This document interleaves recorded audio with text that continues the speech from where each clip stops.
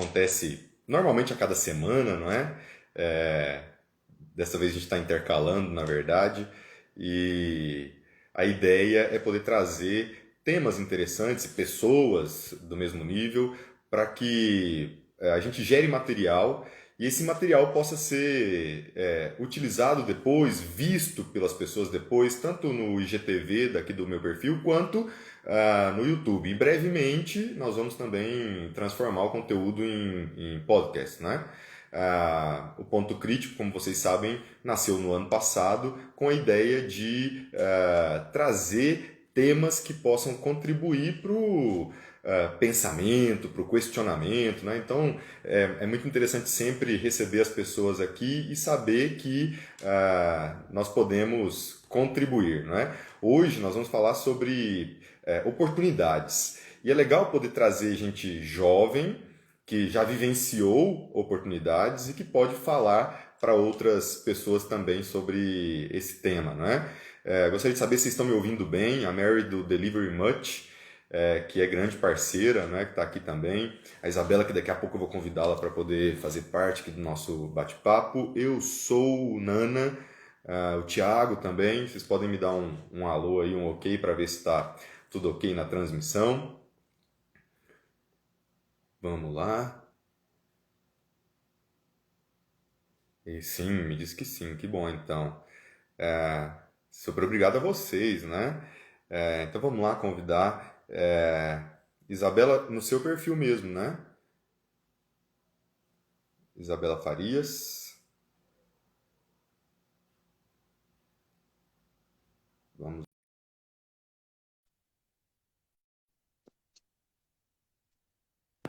Boa noite. Boa noite, Oi, Isa. Renato, Tudo bem com você? tudo bem? Então, bom, então. Bom, prazer, em primeiro lugar, poder conversar com você. Eu que tive a oportunidade de te conhecer através da Mary, vocês chamam ela assim, não é?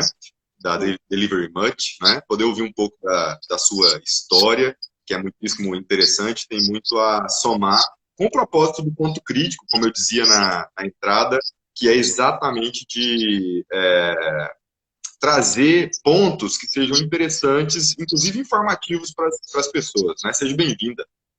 Obrigada, Renato. Obrigada pela oportunidade de poder compartilhar essa experiência. Obrigada, Amélia, por ter me apresentado você e proporcionou esse encontro. Isabela, Isabela Farias, que é estudante de licenciatura em História aqui na UFCAT, né?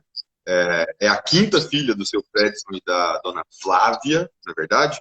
E eu gostaria de, em primeiro lugar, poder ouvir um pouco da sua história. Gostaria que você contasse para a gente a sua história até o momento em que você veio para Catalão, porque você não é de Catalão, né? Não, não sou. Eu sou do Pará, na verdade. O meu pai ainda mora lá. Eu morei, acho que dos 2 até os 12 anos em Eldorado dos Carajás. Meu pai mora lá ainda, né? E dos 12 até os 16 foi em Paraupeba. Eu até estava brincando naquele dia, foi a mudança para metrópole, assim, foi quando a gente conseguiu, foi quando a gente foi para Paraupebas. E foi quando eu A tive a sua cidade, oportunidade. a cidade natal, É a cidade natal Araguatins. tem quantos habitantes? A minha cidade natal, eu nasci em Araguatins, no Tocantins. Só que eu só nasci lá. A família do meu pai é lá, então ele me levou para nascer lá. Mas a gente sempre morou, mas a gente sempre morou no Pará. Essa cidade que eu cresci, ela tem de 20 a 30 mil habitantes, mais ou menos. É pequeno. E aí conta um pouco mais. Aí você, hoje você faz história, né? E você sempre se interessou por história? Assim, eu eu adorava escola, na verdade. Assim, eu até achei interessante porque eu estava assistindo um ponto crítico anterior, até anotei o nome porque eu achei muito interessante. Acho que foi em novembro. Josias o nome dele, que ele falou que ele não gostava de ficar doente porque ele tinha que perder aula. E eu também não gostava de ficar doente porque eu não gostava de perder aula. Assim, eu era o tipo de aluna que os meus professores tinham que brigar para eu ir para o recreio, sabe? Eu não gostava de ir para o recreio, eu gostava de ficar dentro da sala de aula. quando eu era obrigada a ir para o recreio, eu sempre levava um livro e um fone de ouvido. Eu entrava no mundo e ninguém me tirava dele, assim. Então, eu sempre gostei muito de estudar, assim, eu sempre gostei de história, eu era apaixonada por história, sempre fui. Por, por causa das possibilidades, eu acho que a história, e acho que o curso de graduação trouxe isso para mim, mas desde o ensino médio eu vejo isso, que ela nos torna mais humanos, assim, acho que nos permite uma conexão muito grande, sabe? Entender civilizações que viveram, que existiram antes de nós, reconhecer as suas características, validar aquilo e perceber que não tem que ser igual ao que eu vivo hoje para ser relevante, sabe? Acho que isso é muito importante. Eu sempre me interessei nisso, sabe? Mas eu gostava de história, de física, de matemática, de português, assim, eu gostava de muita coisa. E quando eu cheguei em Catalão foi em 2014, mas eu cheguei em Catalão para fazer engenharia civil. Eu fiz, eu fiz 7 períodos de engenharia civil. Ah, sério? Foi, sério. Passei Uhum. cálculo 2, cálculo 3, física 1, física 2, física 3, pontes não, estrutura, fiz um monte de coisa de engenharia civil. Mas acho que foi quando eu parei, né? E eu falei, não, mas por que que eu estou fazendo isso, né? Eu estava fazendo o curso quando eu entrei nas disciplinas específicas mesmo. Aí eu parei, acho que eu tive que me confrontar com aquilo. Por que que eu estou fazendo isso, né? Será que eu estou fazendo algo que é relevante para mim, que faz sentido para mim, ou que faz sentido para os meus pais, ou que faz sentido para as outras pessoas, né? Aí quando eu parei, eu percebi que não fazia sentido para mim. Aí foi quando eu assim, tive que me reinventar completamente, porque foi um choque muito grande. Porque por muito tempo, se gostar de estudar, de ser uma aluna estudiosa, ser uma boa aluna, me definiu muito. Então eu perdi aquilo, né? O Patrick, se você me permitir, o Patrick, que deve ser seu amigo, disse mesmo que será a mais inteligente da turma. A gente fez ensino fundamental juntos. E era engraçado porque os meus colegas, né, eles falavam, eu sempre gostei de estudar ensinando, né? Então, sempre quando era época de prova, o pessoal desesperava, ia lá para casa e a gente estudava juntos, eu conversando com eles, né, explicando para eles. Eles falavam, nossa, podia ser professora, você podia ser professora. E eu, não, não, nunca. Não vou mexer com isso, não. Isabela, a gente se propôs a falar de jovens brasileiros e oportunidades internacionais.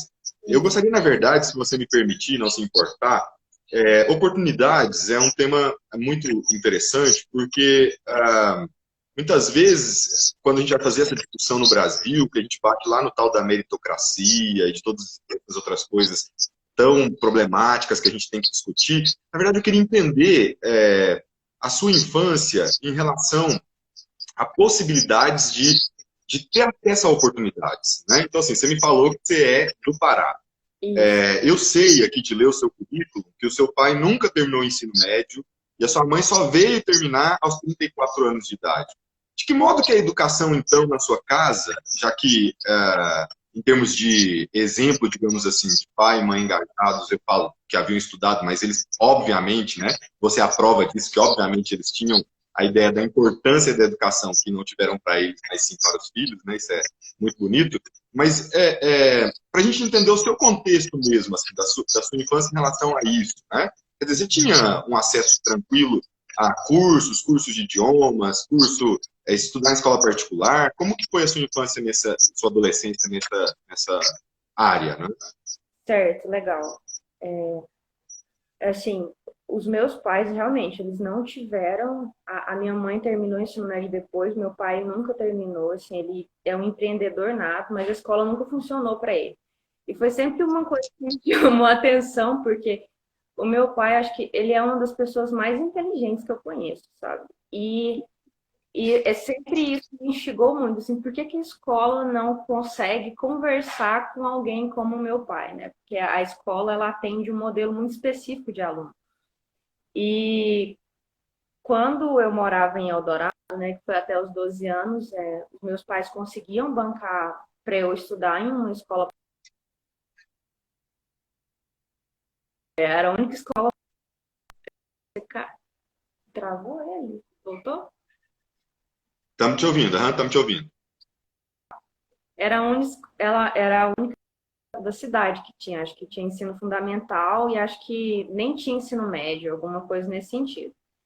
Aí, quando a gente mudou para. Eu sempre quis fazer inglês, lá não tinha escola de idiomas. Aí, quando a gente mudou para Paraupebas, que eu tive a oportunidade. Aí eu entrei comecei a fazer inglês e estudava lá também em uma escola particular. E assim, uma coisa esse contexto, né, educacional, porque a escola fez muito sentido e foi muito importante para mim. Eu sabia que era um privilégio eu estar estudando naquela escola, sabe? Ter acesso a uma escola particular ou conseguir fazer o curso de idiomas, eu sabia que era um privilégio. E eu sempre tentei tirar o máximo disso, né? Tirar o máximo do que eu podia. Mas era uma coisa que me entristecia bastante. Eu via, assim, que o meu pai passou, por exemplo, ele pulava o muro da escola, assim, a escola não fazia sentido nenhum para ele. Acontecer com os meus amigos, assim, que iam estudar comigo, né?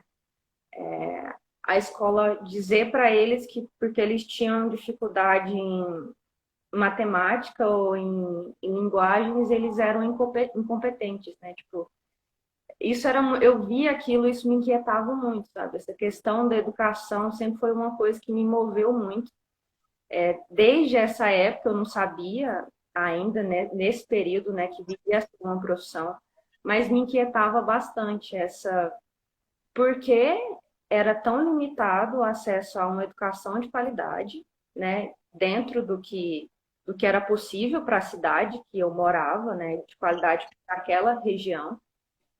E porque mesmo dentro desse contexto, que é privilegiado, ela ainda não consegue essa estrutura escolar, né, esse modelo pedagógico não consegue atender todos os alunos, sabe? Não consegue respeitar e incentivar que alunos diferentes, com inteligências diferentes, consigam se desenvolver.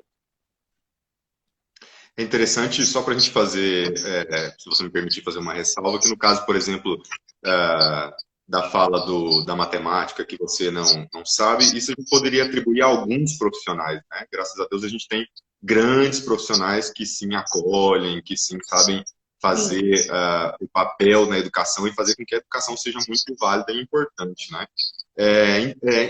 Daí você foi viver um programa, você foi aprovada num programa de Harvard, né? Quer dizer, nós estamos aqui falando de oportunidades e aí você vem com uma potência mesmo, né? Um programa de Harvard, né?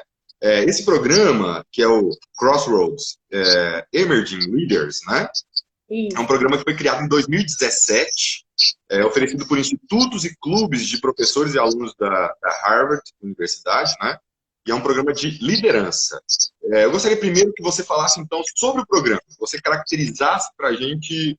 Aliás, vamos fazer diferente, né? Que você primeiro contasse como foi saber deste programa. E aí sim falasse sobre o programa. Legal.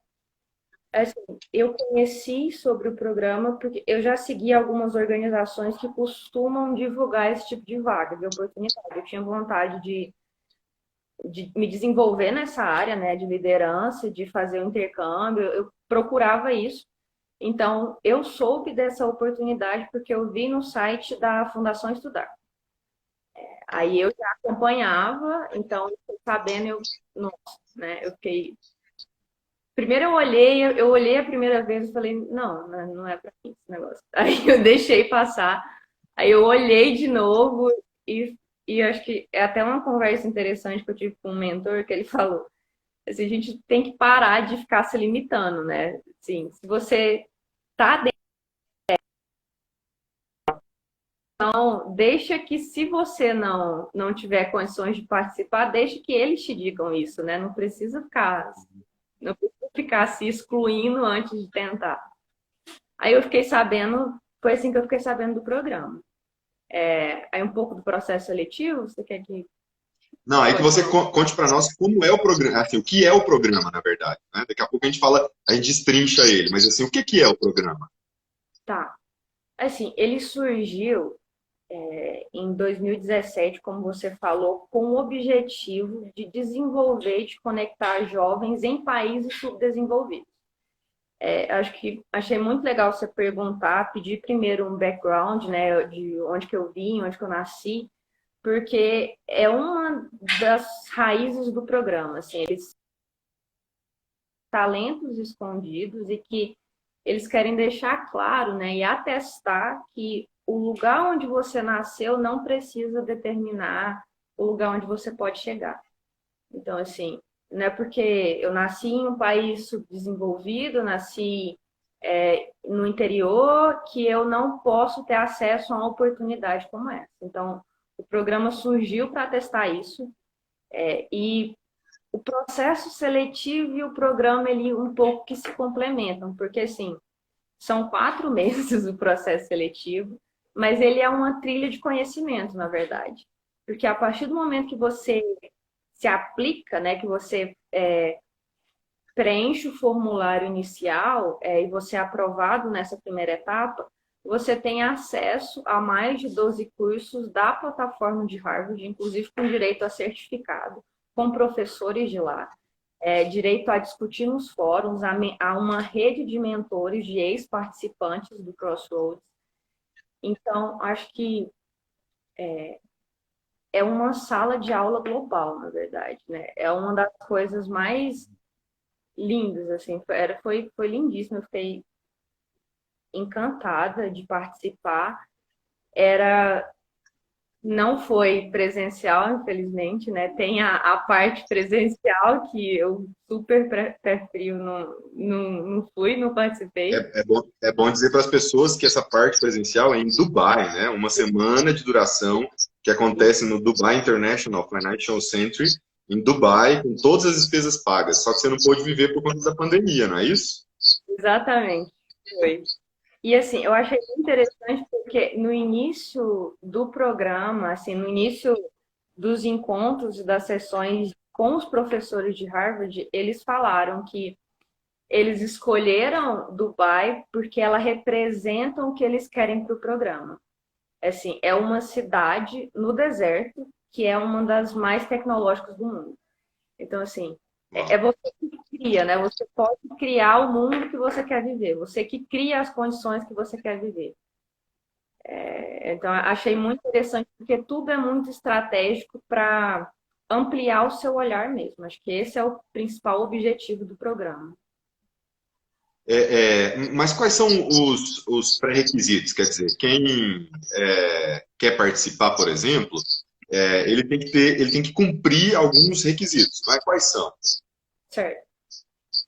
Os requisitos iniciais é 18 a 26 anos. Ele tem que ser o primeiro membro ou fazer parte da primeira geração familiar a entrar na universidade.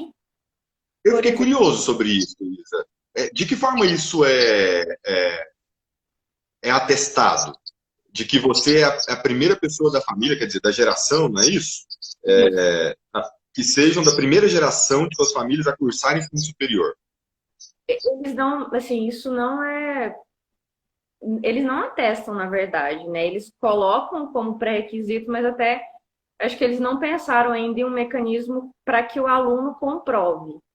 Mas o que Mas então a acontece gente tem um compromisso de verdade aí, né? Muito interessante. exatamente é um compromisso de saber que é um assim, é muito humano, assim, desde o contato deles com a gente, então eles estão pedindo para que você se inspire, né, e que você seja honesto desde o primeiro momento, né? Porque realmente não tem como atestar. mas é que eles querem dar essa oportunidade a quem realmente teve um histórico familiar não favorável, por exemplo, né? Tipo, que não favoreceu a entrada na universidade, mas que mesmo contra esses desafios, driblando esses desafios, a pessoa conseguiu entrar na universidade e portanto, tem a chance de participar do programa. E outra coisa que eles pedem é a questão de. Eles pedem carta de recomendação histórico-acadêmico. Então, uma coisa que é muito prezado é participação em projetos na comunidade em que você está. Excelência acadêmica. Assim, eles olham o histórico, avaliam o seu histórico. Carta de recomendação de professores e também de líderes de projetos que você participou na comunidade. Então, eles buscam pessoas, né? Eles buscam jovens que são ativos na academia, mas que conseguem transpor essa barreira da academia, né? Conseguem ir para fora dela também. E é interessante falar que é um programa que exige inglês, né? Porque apesar de não exigir certificação como TOEFL ou TOEIC, por exemplo, exige-se que a pessoa tenha um domínio de inglês, porque o programa vai ser em inglês. Nós estamos falando de um programa internacional, né? E todo o processo seletivo. Toda documentação que você enviar, você tem que enviar em inglês. E a entrevista é assim, eles atestam isso. Você faz uma prova de inglês, na verdade. Durante o processo seletivo você faz, né? Eles não pedem essa certificação, mas eles testam o seu inglês. Mas todo o programa é assim, né? Se você não tiver, você não vai conseguir se comunicar, não vai conseguir participar das aulas e nem acompanhar o que está sendo dito. Uhum. Ô, Isa, e aí então você parte lá para o processo de inscrição, né? Esse processo de inscrição ele também é online. Em tempos fora da pandemia, isso se daria, esse processo de inscrição se daria presencial ou ele também seria online? Só a parte de ir para Dubai é que seria presencial. E aí você poderia falar sobre custos também, né? Tem custos? Não, não. O programa, assim, ele é todo. A única parte presencial é realmente essa última etapa do programa, que é a viagem para Dubai, né? É esse intensivo e imersivo, né? Um conteúdo intensivo e imersivo, as aulas que seriam dadas, ministradas em Dubai. Mas as outras etapas, eles são gratuitos e online. Até porque a gente está falando de jovens na turma que eu participei, nós fomos de 2020, né? Foram 80 jovens selecionados de todo o mundo. Então, na África, na América Latina, em alguns países da Ásia. Então, você tem condições muito diversas, né? Então, pensar na logística disso para ter outra etapa presencial que não essa no final seria mais complicado. A Mayla está perguntando se, em termos de projetos, você se referiu aos projetos que o candidato tem que estar envolvido na comunidade, se valem os projetos de extensão da universidade. Vale sim, com certeza. Aham.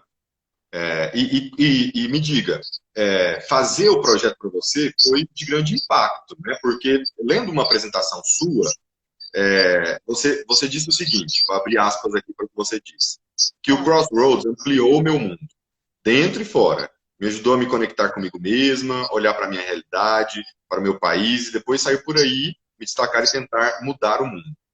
Conta para a gente, então, desta experiência.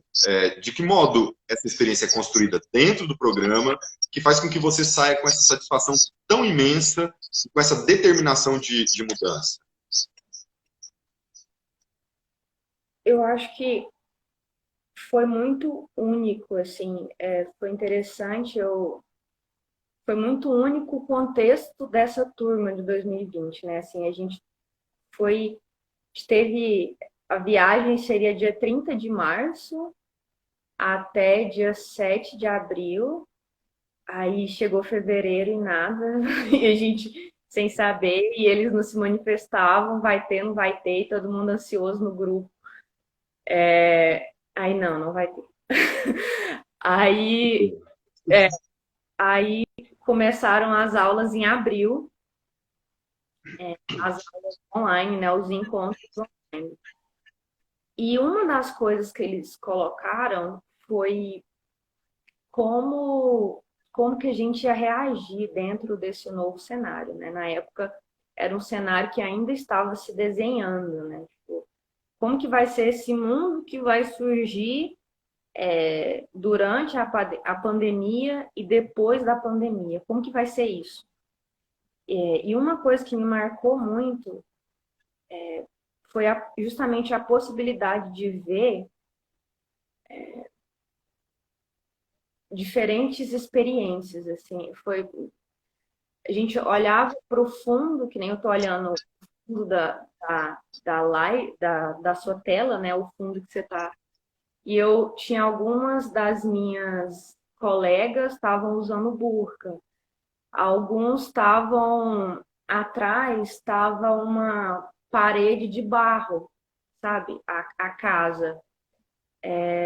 A internet, muitos não tinham condições de participar online, estar presencialmente online no período, porque eles usavam no programa o computador da universidade. A universidade estava fechada. Então, o programa teve que pensar numa logística de enviar, enviar dinheiro, enviar um tipo de auxílio para a internet, sabe? E essa mobilização, assim, o cuidado, mas eles fizeram de tudo e estavam presentes e queriam participar, e estava todo mundo engajado. E os professores também, assim, o cuidado que eles tinham, como é que vocês estão, como é que está a turma, de dar feedback para os... A gente fazia, era estudo de caso, né? Eles apresentavam um caso, destrinchavam, a gente tinha que responder e a gente recebia feedback daquilo. Então, esse cuidado, eu estar conversando com eu e mais 79 jovens preocupados, extremamente preocupados com, o lugar em que eles estavam, sabe? Com a comunidade em que eles estavam inseridos. Então, você não está sozinho, sabe? Tipo, essa inquietação de não tá certo do jeito que tá, sabe? Dá para fazer melhor, a gente consegue ter uma educação mais inclusiva, a gente consegue ouvir, respeitar as diferenças, assim. Tinham, tipo, as pessoas falavam que Allah te abençoe, que Deus te abençoe, sabe? E esse respeito, esse diálogo, acho que isso me impactou bastante, sabe? É possível cooperar, é possível, e isso com professores da melhor universidade do mundo. Então, assim, há recursos, os recursos estão aí, às vezes a gente não sabe, não tem acesso, ou é difícil, não é um caminho fácil, mas eles estão aí, sabe? Existem pessoas que estão com as mesmas inquietações que você está, que têm as mesmas preocupações que você tem, sabe? É possível fazer melhor, é possível fazer diferente. Acho que isso foi o que mais me impactou, sabe? Eu olhar para aquelas telinhas ali e ver a diversidade e ver todo mundo engajado em fazer o melhor que pode.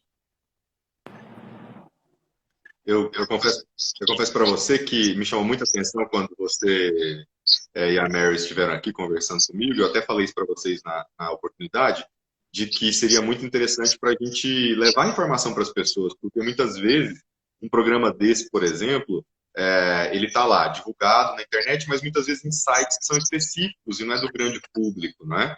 Então, poder levar essa informação para as pessoas é como o Lucas Moura, deve ser seu amigo também, está dizendo, menino inspirador, é inspirar as pessoas, né? O programa, Isa, é um programa de desenvolvimento de liderança, né? A gente sabe que o termo liderança, líder, ele é diferente no Brasil, na língua portuguesa, do que é nos Estados Unidos, na língua inglesa, né?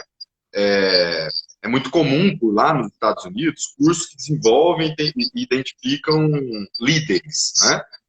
Para você, o que é isso? O que é liderar? O que é liderança? E completo a pergunta, para saber sua opinião, se para ser líder é preciso ter cargos de autoridade, ser uma pessoa importante, ou é possível ser líder de maneira informal, por exemplo, né? Diga para mim o que é liderança para você. Engraçado, porque foram, assim, eles perguntaram isso pra gente. Eles perguntaram, eles perguntaram isso pra gente, assim, o que era liderança, o que a gente entendia por liderança, né? Ou qual que era o papel que a gente costumava ter nas atividades em que a gente se envolvia. E o que eu respondi é que eu acredito muito na liderança que faz aquilo que é necessário. Não, não precisa estar à frente sempre, sabe? Acho que foi uma das coisas que eu coloquei. Se a necessidade agora acho que de um sentido muito prático, né? Se a gente está organizando no momento um bazar voluntário para arrecadar alimentos, um bazar online para arrecadar alimentos. Eu acho que existe o papel de planejamento, de organizar tudo, de tentar incluir as pessoas que fazem parte do grupo, motivar, incentivar. Mas se a necessidade hoje, que eles precisam que eu faça hoje, é que eu dobre as roupas e organize as sacolas, então eu posso fazer isso, sabe? Eu acho que a liderança, pelo menos a liderança que eu acredito, né, é a pessoa que faz junto, sabe? Que faz em prol do grupo, né? Que quer promover o grupo e não a si mesmo. Que é diferente do você falando e eu aqui viajando no sentido do chefe, daquele que manda, né? Porque no que você está extraindo das suas palavras, né? A ideia de uma liderança que é o fazer também, que é o executar também, né? Que se preciso for, é aquele que pega, põe a mão na massa, na verdade, né? E isso, claro, é um conceito que a gente está falando aqui no espectro da comunidade, mas que também é muito visto e procurado hoje por empresas, né? Sim, E assim, é uma coisa que eles estão preocupados.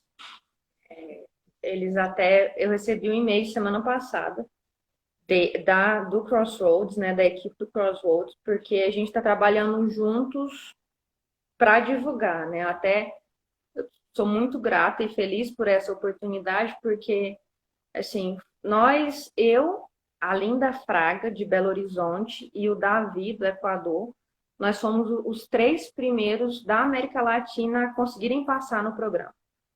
E a gente quer, e assim, a gente fez uma força-tarefa, a Linda e eu, para que jovens de todo o país tenham acesso a essa oportunidade, né? Conheçam sobre isso.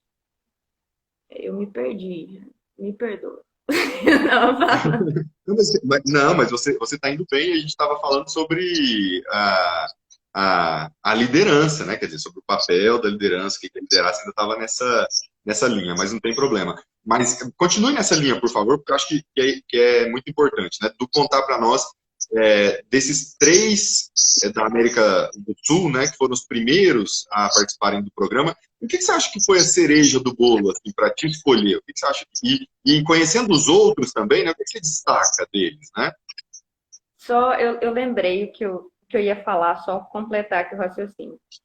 A gente recebeu um e-mail, né, semana passada, eles perguntando o que eles podiam fazer, se existisse algo que eles pudessem fazer para a gente atingir as nossas aspirações acadêmicas e profissionais. Assim, eles perguntaram.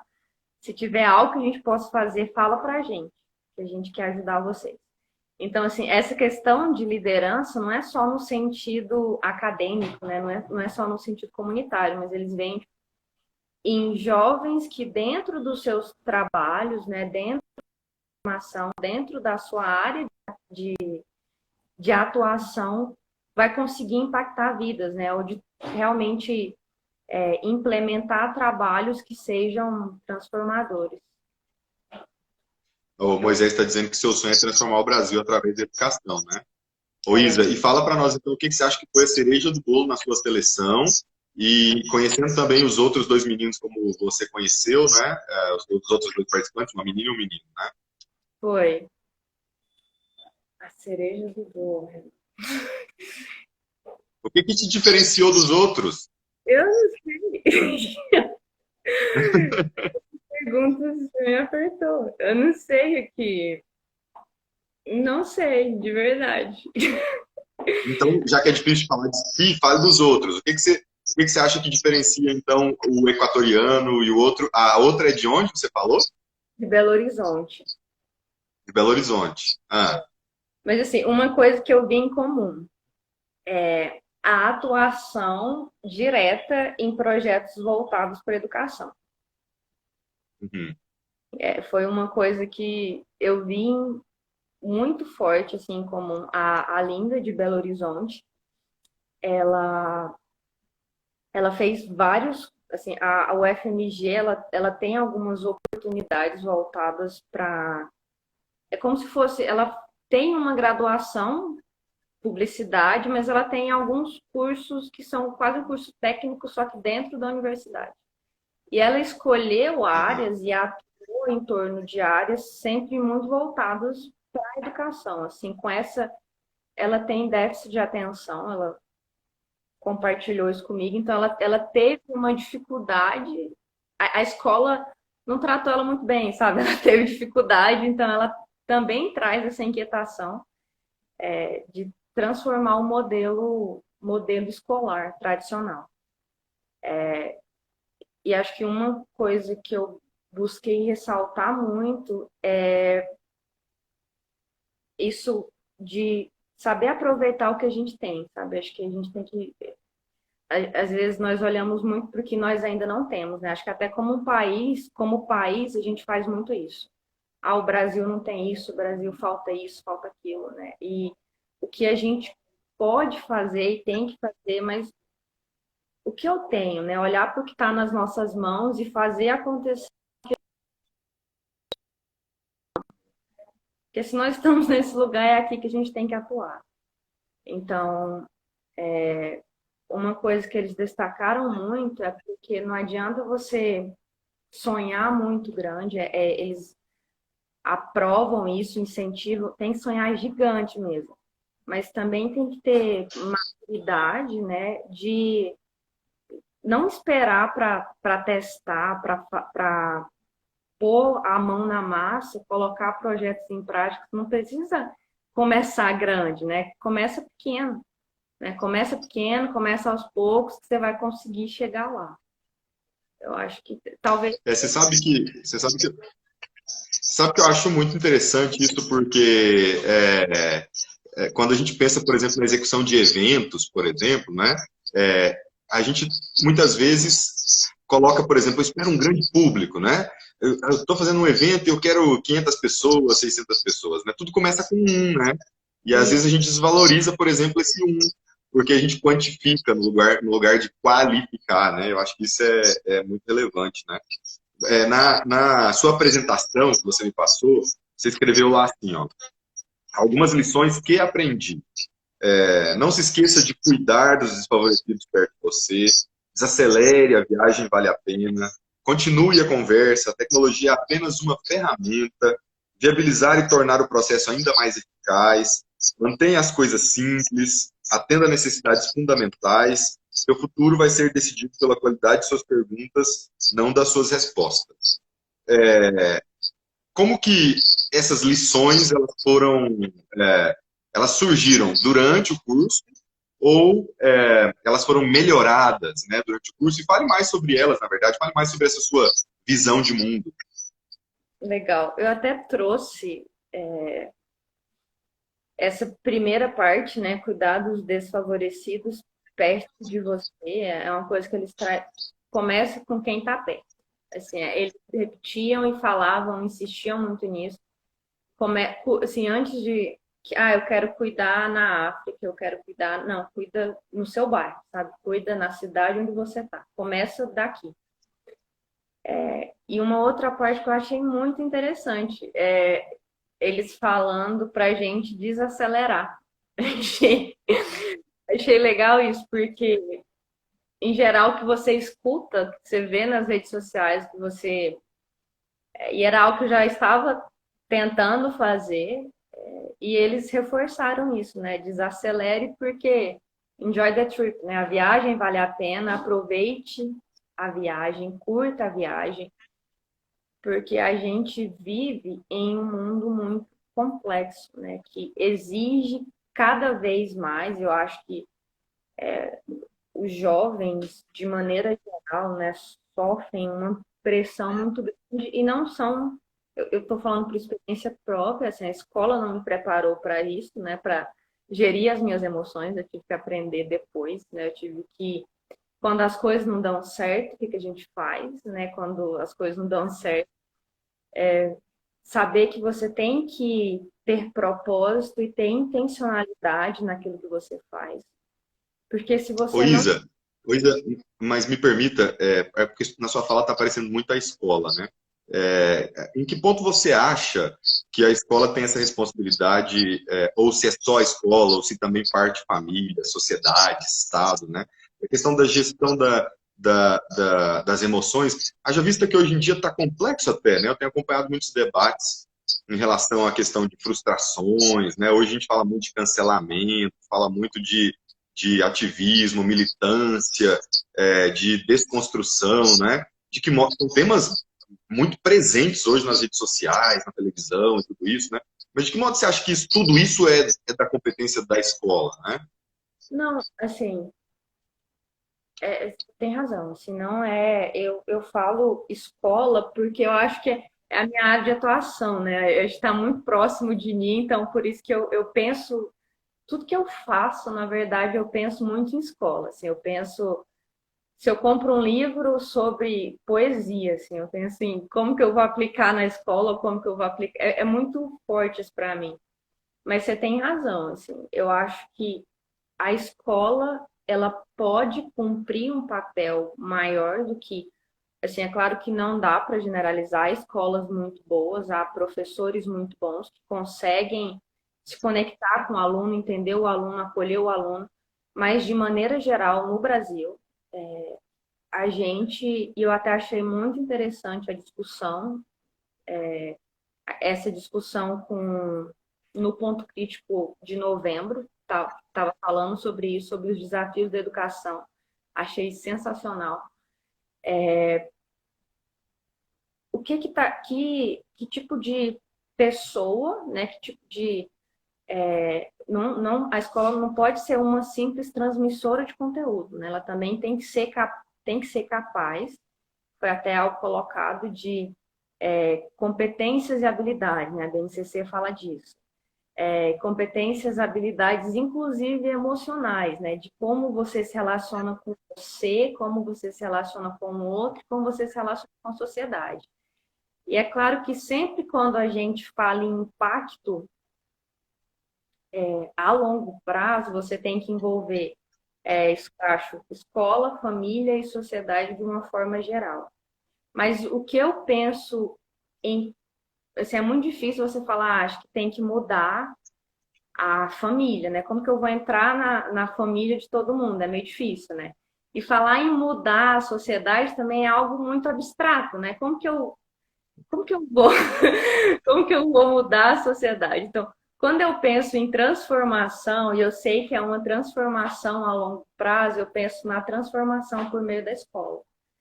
E a escola que vai transformar a sociedade. Que pode, Exatamente. né? Que pode, né? E aí eu começo a pensar, mas que tipo de educação essa escola tem que ser capaz de produzir? Aí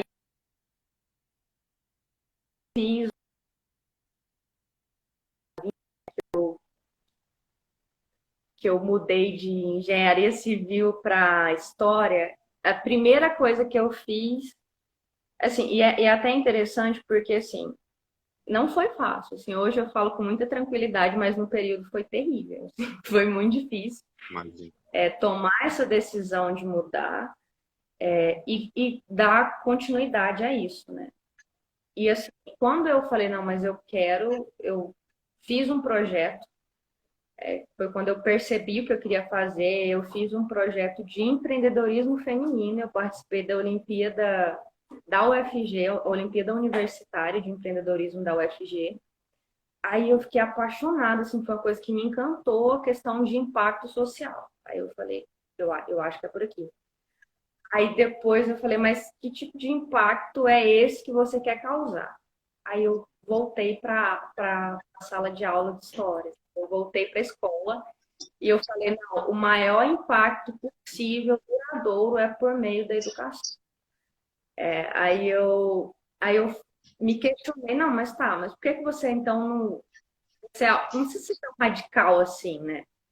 Muda de engenharia civil para engenharia de produção, aí você atua na escola, sei lá, tenta atuar de uma outra forma, assim, ser mais tranquilo, mais light a transição. Só que aí eu fiquei, tá, transformar a educação, beleza, mas como que isso vai acontecer?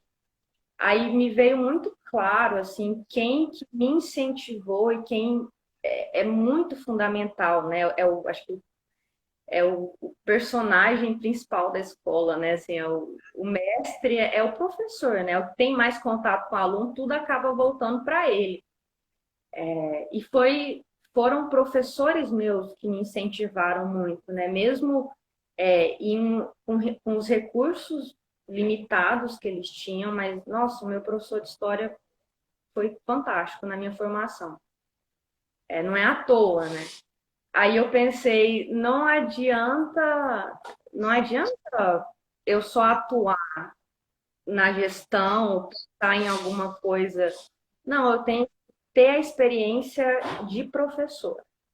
Assim, se eu quero transformar, se eu quero trabalhar para transformar a educação, eu preciso saber como os professores são formados no Brasil. E não tem como você saber de verdade algo se você não experienciar aquilo. Assim, eu ouvi o meu pai falando, assim, meu pai sempre falava uma coisa que ele falava, o que é mais fácil, assim? Eu gostava de jogar futebol também, né? Aí ele falava, quando você está dentro do campo, é uma coisa, né? Agora, quando você está fora só olhando, é mais fácil você falar o que é para as pessoas fazerem, né? Mas quando você está dentro é diferente. Então, ele sempre usava esse exemplo para falar, não, se você quer realmente ter experiência de algo, você vai ter que ir lá e fazer. Então, é por isso que eu falo muito da escola, sabe? Porque eu imagino a transformação na sociedade por meio da escola e na escola. Eu penso muito na figura, queria ter essa experiência de professora, né? Quero ser professora, estou me formando para isso, tenho muita alegria em falar isso, mas eu sei que a escola é muito complexa, né? Que tem um gestor, que tem um coordenador, que tem os pais, assim, eu sei que é uma estrutura muito complexa. E que tem um projeto de Estado ou uma ausência desse projeto, na verdade, né? Muitas vezes, na verdade, a gente sabe que tem um projeto para destruir a educação, né? Eu não tenho dúvidas do seu compromisso, não, viu, Isa? Até porque, também, em palavras suas, né? O projeto tem servido para você, né? Porque a gente tem que colocar ainda como existente, né? Vai reverberar durante muito tempo, mas tem servido como experiência para, você diz, para que eu seja uma professora melhor, né? Para acolher meus alunos, abraçar suas peculiaridades, ajudar a construir uma educação mais humana, ser uma líder mais assertiva, mais compassiva, né? A gente está quase caminhando para o final, vamos aproveitar esses minutinhos. De que modo, vamos dar um pouco mais de informação, de que modo quem está nos ouvindo e vendo pode, então, decidir viver essa experiência, né? Tem um site, como que as pessoas, até quando, como que as pessoas podem se mobilizar, né? Certo. As inscrições estão abertas, assim, o site é muito difícil, porque você viu o site, né? Ele é longo, ele é difícil, mas assim, eu testei de diversas formas. Se você colocar Crossroads, né? Crossroads CELP, CELP Harvard 2021 vai aparecer. A primeira coisa que vai aparecer para você conseguir fazer a inscrição.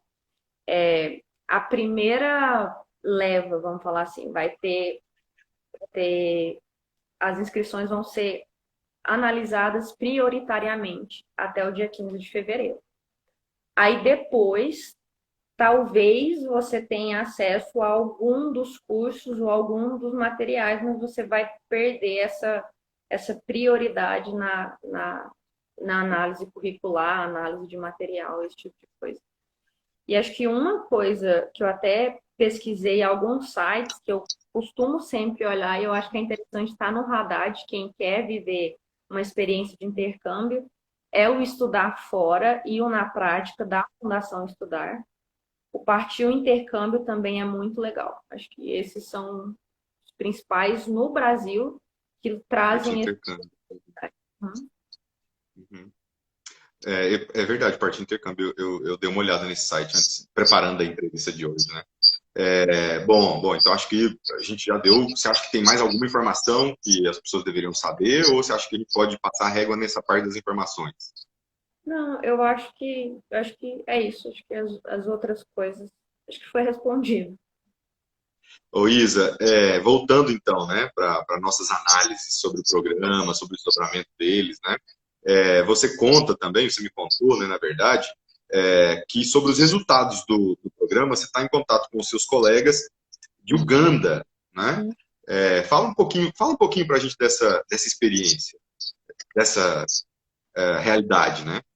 É, assim, eu estava precisando tô terminando meu TCC, aí eu travei uma parte no desenvolvimento dele, é um jogo pedagógico. Aí eu vou pedir ajuda para essa galera, né? Eu falei, por que não? Às vezes alguém já fez isso, ou conhece alguém que já fez. Aí eu coloquei a mensagem no grupo, né? Expliquei o que estava acontecendo, qual que era a minha dificuldade, e o Nelson, da Uganda, me mandou mensagem e falou: eu sou coordenador de projetos de uma ONG, que o nosso principal projeto é um jogo, assim, é fantástico. O nome da ONG é My Home Stars. E eles têm uma versão do jogo para cada ano da educação básica, eles atendem toda a educação básica, e o foco deles é trabalhar em campos de refugiados. Assim, e é incrível. Eu tive uma reunião, acho que há uns 2 semanas, com o Joe, que foi o fundador dessa ONG, a ideia veio de uma experiência que ele viveu. Ele era um refugiado da República do Congo, e ele foi para Uganda, né? E ele teve que estudar em um campo de refugiados. E assim, a proporção de professor era um professor para 200 crianças. Aí você, aí a ideia do jogo é fantástica, porque com ela você tem grupos, você consegue dividir os estudantes em grupos menores. O professor, eles interagem entre eles, ensinam uns aos outros, e o professor consegue acompanhar. Claro que não é ideal, mas o professor consegue acompanhar melhor o desenvolvimento dos alunos. E a ONG também forma monitores, né, para apoiar os professores que atuam nesses campos de refugiados. Ele estava me contando que, assim, achei incrível. Uma das escolas que eles atenderam, eles não tinham energia elétrica na escola. Então, e a ONG, ele me mandou as fotos dos painéis solares que eles tinham conseguido, fizeram uma parceria com uma empresa privada que forneceu os painéis, eles instalaram os painéis para conseguir usar o jogo. Então, assim, o impacto é é incrível, sabe? Aí eu falei, não, eu quero trazer esse jogo pro Brasil, né? Como é que a gente faz para trazer esse jogo pro Brasil? Então é incrível isso, né? Quando que eu ia saber sobre esse projeto se não fosse por meio do Crossroads? Uhum. Ô Isa, eu falo muito, né? Você sabe muito bem que sou gestor de uma escola de idiomas e eu falo muito sobre a necessidade desse contato internacional, né? Porque quando a gente está falando de liderança, cada vez mais, né? A gente o mundo, na verdade, vai pedir, né? Líderes que são multiculturais, policulturais, foi essa a palavra, né? E que saibam dialogar, na verdade. Isso tudo que você contou aqui para nós hoje comprova essa minha tese, né? Que não há lugar de desenvolvimento mais seguro do que o do multiculturalismo, do que o do diálogo, do que o da cooperação. Você usou muito essas palavras, não é isso?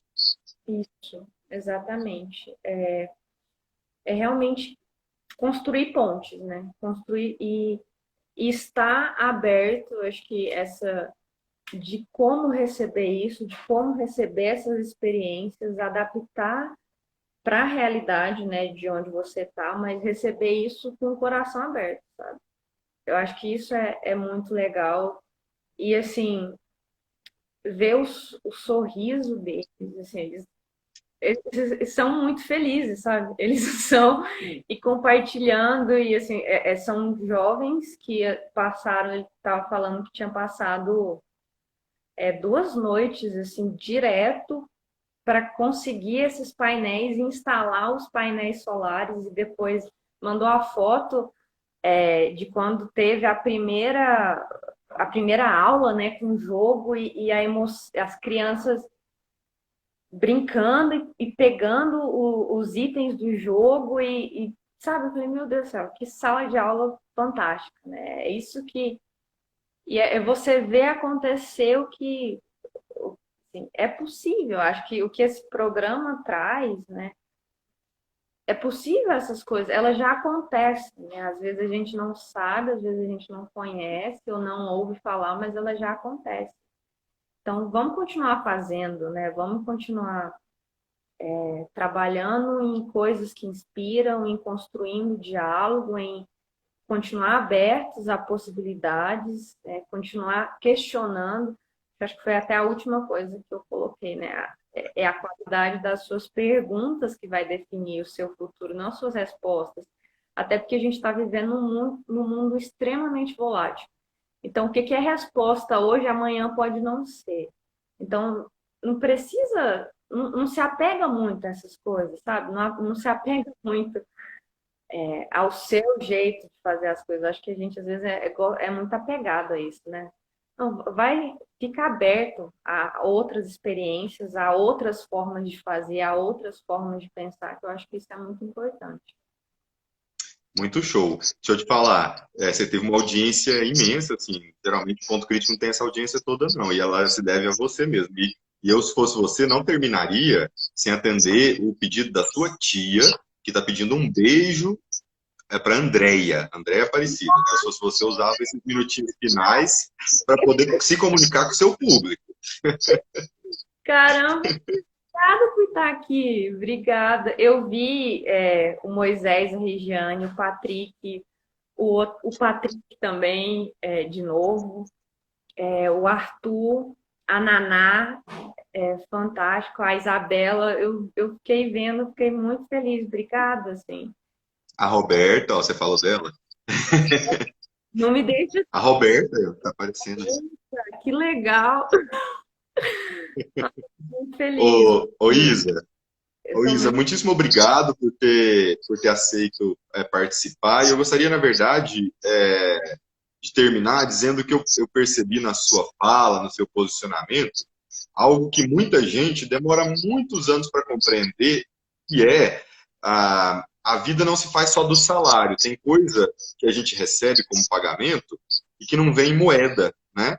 E é muito interessante que você, já nessa idade tão temprana, né, já tenha percebido isso, né? E isso é muito legal, porque é exatamente isso que vai mudar o mundo, né? Que é essa percepção muito além do ganho financeiro, material. Ninguém está fazendo campanha aqui para ser pobre, não. A gente está fazendo a campanha que é do entendimento do papel mesmo que impacta a sociedade, né? Parabéns, viu? A gente ganha com você. Parabéns. Obrigada, Renato. Obrigada mesmo. Obrigada por essa oportunidade. Eu estou muito feliz por estar aqui. Muito mesmo. E Um abraço. tchau. Pode continuar. Não, pode continuar. A gente tem tempo, pode continuar. Perdão. Não, eu só acho que uma última coisa que eu ouvi isso, achei muito interessante, assim, quem dá dinheiro é pai e mãe, né? Profissão, toda profissão você tem que trabalhar para conseguir. Então, Boa. acho que é só isso que eu Muito ouvi. obrigado, viu? Tchau, Renato. Valeu. Um abraço para todo mundo do Pará, né? E para todo mundo que está ouvindo a gente em diferentes lugares.